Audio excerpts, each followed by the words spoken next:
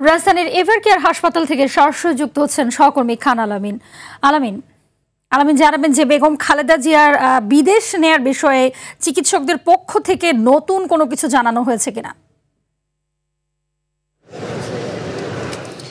নতুন কোনো তথ্য আর দেওয়া হয়নি, তবে যেই কথাটি ডাক্তার এজেডএম জাহিদ হোসেন বলেছেন যে সেফলি ট্রান্সফার, এই সেফলি ট্রান্সফারের মধ্যে আসলে সব ধরনের বিষয়গুলো যুক্ত রয়েছে। কারণ বেগম খালেদা জিয়াকে লন্ডনে চিকিৎসা দিতে নিয়ে যাওয়ার জন্য যে ধরনের তার শারীরিক কন্ডিশন থাকা দরকার সেটি যে নেই, সেটি কিন্তু তিনি ব্রিফিংয়ে স্পষ্ট করে বলেছেন। অর্থাৎ বিষয়টি যদি একটু ব্যাখ্যা করে বলি, বেগম জিয়া কিন্তু বাই রোডে কিংবা ট্রেনে অথবা জাহাজে করে যাবেন না, তাকে নিয়ে যেতে হবে এয়ার বাসে করে।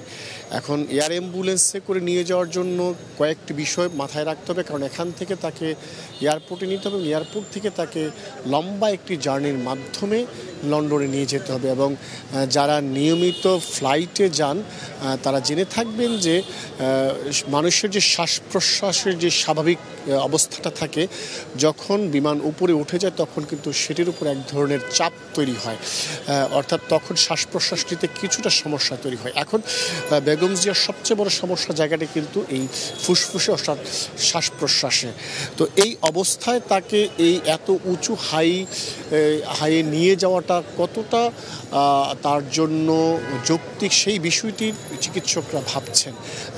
সকল চিকিৎসক যারা রয়েছেন, বাংলাদেশের যারা চিকিৎসক এখানে উপস্থিত আছেন এবং চীনের 10 জন চিকিৎসক, পাশাপাশি লন্ডন ব্রিজ হসপিটালের একজন চিকিৎসক, তারা এখানে কিন্তু উপস্থিত আছেন। তারা বিষয়গুলো আলোচনা করছেন, বিবেচনা করছেন। পাশাপাশি তাদের সাথে লন্ডন ক্লিনিকের 3 জন চিকিৎসক এবং যুক্তরাষ্ট্রের জন হপকিন্স হসপিটালের 6 জন চিকিৎসকও এই ভার্চুয়ালি তারা যোগাযোগ করছেন। যদি মনে করেন, কখনো যদি মনে হয় তাদের কাছে যে বেগম খালেদা জিয়াকে নিয়ে ফ্লাই করা সম্ভব, তাহলেই তারা মেডিকেল বোর্ডের পক্ষ থেকে দলকে জানাবেন এবং দল সাথে সাথে কাতারের সাথে যোগাযোগ করে এয়ার অ্যাম্বুলেন্সটি নিয়ে আসবেন।